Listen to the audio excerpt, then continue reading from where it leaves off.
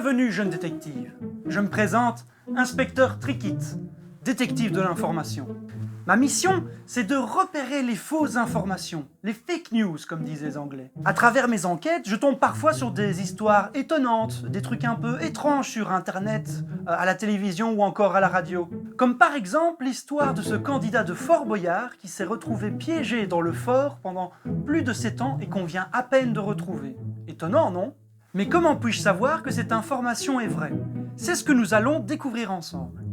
Mais avant de commencer, je vais t'expliquer un peu mon métier de détective de l'info. J'écume les articles de sites internet et de journaux pour analyser l'information. Ces enquêtes et ces analyses peuvent parfois être longues et compliquées.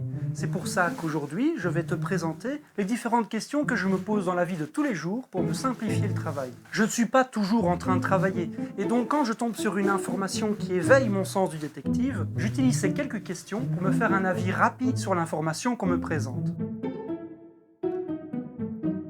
Sur Internet, tu peux tomber sur des titres comme celui-ci. Si vous voyez ceci sur une plage, courez et demandez de l'aide. En disposant seulement de ce titre, il est impossible de savoir de quoi la vidéo va parler. On ne sait que 2 choses, que c'est un article sur la plage et peut-être ses dangers. On peut donc facilement supposer que le but de cet influenceur n'est pas vraiment de vous informer, et seulement que vous cliquiez. Pourquoi veulent-ils que tu cliques ? Sur ce genre de site qui propose des vidéos, des pubs passent avant ces dernières. Ce sont des entreprises qui ont payé la plateforme pour que ces publicités passent avant les vidéos. Une partie de l'argent qu'a reçu la plateforme revient à la personne qui a fait cette vidéo. Donc, si plus de gens cliquent, alors la personne qui aura fait la vidéo recevra plus de sous.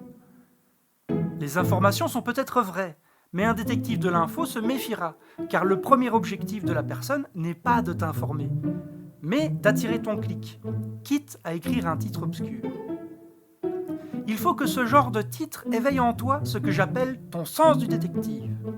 C'est un indice qui t'indique de te méfier. Face à un titre obscur, je m'assure. Prenons l'exemple de notre article. Le titre est « Fort Boyard, un candidat oublié dans la cellule d'une épreuve retrouvé 7 ans plus tard ». Le titre en lui-même n'est pas piège à clic. On nous donne une information sans vraiment la commenter. Ce qui est plutôt piège à clic, c'est le sujet de l'article. L'information est étonnante et on aimerait savoir comment est-ce qu'on en est arrivé là. On a envie de savoir la suite de l'histoire. La méfiance est donc de mise. Nous en avons fini avec cette première question. Je te retrouve donc la prochaine fois pour de nouveaux conseils. Et souviens-toi, se méfier et vérifier, c'est éviter de se tromper.